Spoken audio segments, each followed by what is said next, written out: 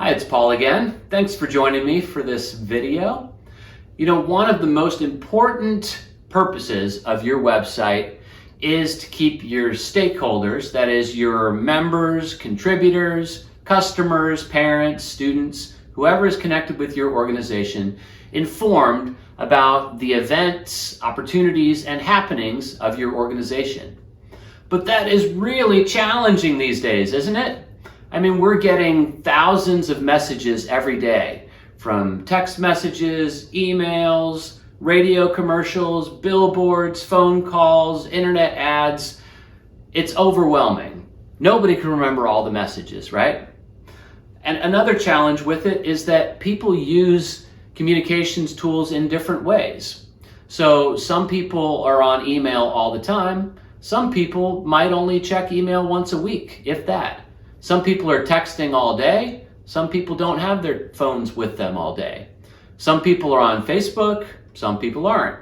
Some people are on Instagram. Some people aren't. Some people are on Twitter. Some people aren't. And so it's really challenging, isn't it?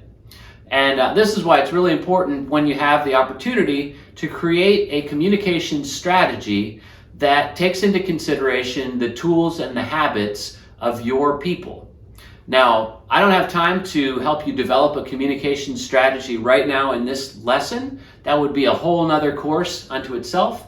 But I want to share with you 4 principles for your online communication, which you can use as you start to build your news page, your newsletter, your calendar, and all of those things. Okay?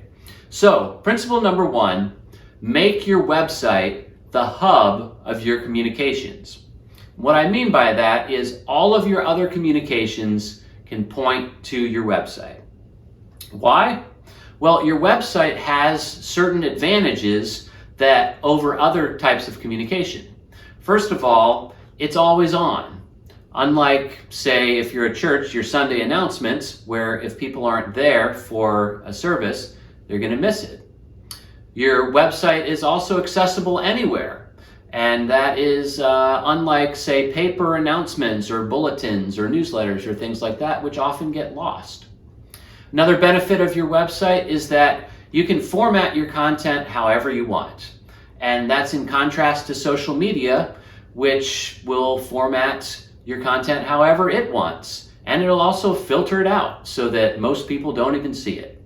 But with your website, everybody who goes there can see it in whatever format that you put it in.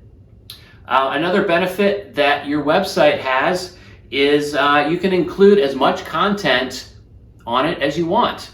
Text messages have to be very short. If you're a church, you're announcing things from the platform, you have a limited amount of time. If you're making the church bulletin, you have a limited amount of space. But on your church website, you can put all of the details, you can put videos, pictures, audio, whatever you want on your website. And the 5th benefit that your website has is that you can link to it. So that means if you make your website the hub of your communications, whenever you do any other sort of communication or announcement, you can keep that announcement short, to the point, and just say, for more information, go to our website, or for more information, click this link. So that's principle 1, make your website the hub of your communication. Principle number 2 goes right along with it. Don't scoop your website. What I mean by this is whatever information you have, put it on the website first before you email people about it, before you announce it from the church platform, before you put it in the bulletin. It should already be on the website so that when people see those things, they can go to the website for more information. All right? Now, principle number 3, use the communication tools your people are already using. Often people ask me, how do I use the greatest, newest, shiniest thing? Like, how do we use TikTok, or how do we use virtual reality to communicate with our people?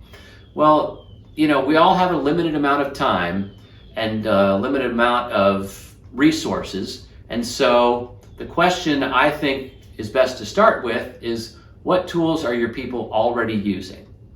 And if your people are using email, and they probably are, you should be using email. If your people are texting, you should be texting. If your people are on Facebook, you should be on Facebook, and so on. You see how that works? But oftentimes you need to survey your people to find out what communication tools they're using. And the fourth principle to use in your online communication, strive for subscribers, okay? And this is because people are not going to visit your website every week just to find out what's going on and what's coming up. You have to interrupt them, so to speak, with your information, and the best way to do that is to get them to subscribe. Now, email and text lists, those are best because they have the highest open rate, highest view rates. Social media, it's okay, but like I was saying earlier, social media sites often filter out the messages to your followers and people who are subscribed to you. So you can do that, but you'll have less of a success rate. All right, so those are your 4 communication principles. You remember them? Make your website the hub of your communication. Don't scoop your website.